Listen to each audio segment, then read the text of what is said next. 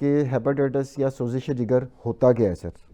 سر سب سے پہلے تو میں ڈاکٹر صاحب آپ کا شکریہ ادا کرتا ہوں کہ آپ نے سچ ٹی وی پہ بلایا اور اس پروگرام صحت اور زندگی کے لیے مجھے آپ نے میرے سے بات کی. تو جگر جو ہے وہ تو ایک بہت ہی وائٹل آرگن ہے امنگ دی 4-5، جس طرح دماغ ہے، دل ہے، گردے ہیں. تو اس کے ساتھ ساتھ یہ وہ آرگن ہے جو پورے جسم کے سسٹم کو دیکھتا ہے. یعنی اس سے نہ صرف نظام ہضم کے لیے کام ہوتا ہے بلکہ بلڈ کے کچھ فیکٹرز بناتا ہے جس سے خون پتلا ہونے سے روکا جاتا ہے، البومن بناتا ہے. اور اس کے ساتھ ساتھ ٹاپ آف اٹ میں یہ کہوں گا کہ یہ جسم میں موجود فاسد مادوں کو ایکسکریٹ کرانے میں مدد دیتا ہے اور ان کو ختم کرنے میں مدد دیتا ہے، چاہے وہ فاسد مادے ہوں یا باہر سے آنے والے جراثیم ہوں یا باہر سے آنے والے وائرسز ہوں. اس کے اندر بہت اہم کردار ہے. جی بالکل جی. اور یہ لارجسٹ آرگن ہے سر ہمارے جسم جی کا؟ بالکل جی. تو وزن سر اس کا اندازاً کتنا وزن کتنا ہوگا، کہاں پایا جاتا ہے سر، وہ بھی ذرا بتا دیں سر. یہ تو خیر جی ہمارے یہاں پہ پیٹ کے اوپر کے حصے میں پایا جاتا ہے.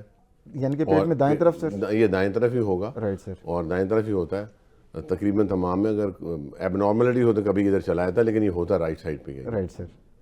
اچھا سر، اب ہم آتے ہیں کہ جو ٹرم ہے ہیپاٹائٹس، یہ تو جنرل ٹرم ہے. اب شوگر کی مثال لیں تو شوگر ایک ہی ہے، مطلب اس کی بھی آگے خیر ٹائپس ہوتی ہیں، لیکن ہیپاٹائٹس کی کتنی اقسام ہوتی ہیں سر جو اب تک دریافت ہو چکی ہوئی ہیں؟ دیکھیں، جو تو ہیپاٹائٹس کا مطلب تو ہے کہ جگر کی سوزش. جی سر.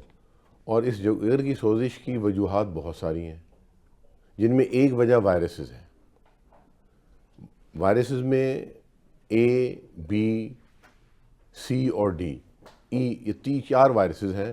یعنی 3 وائرس کا ہم ذکر، 4 کا ذکر یعنی کریں کہ گے. اگر ہم انگلش کے حروف تہجی دیکھیں تو 5 ہو گئے نا، اے بی سی ڈی ای، 5 ہو گئے سر. یہ بچے کو بھی یاد ہو سکتے ہیں تو سر.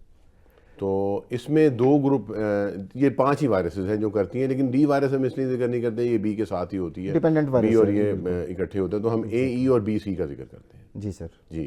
اس کے علاوہ جگر کی سوزش کے لیے دوائیں ہیں جو دوائیوں سے ہوتا ہے، کچھ ہیوی میٹل سے ہوتا ہے، کچھ یہ تو کشتوں میں پائے جاتے ہیں. جی جو کشتوں میں پایا جاتا ہے، اور جو کمزوری کی دوائیں ہیں اس میں یہ پایا جاتا ہے.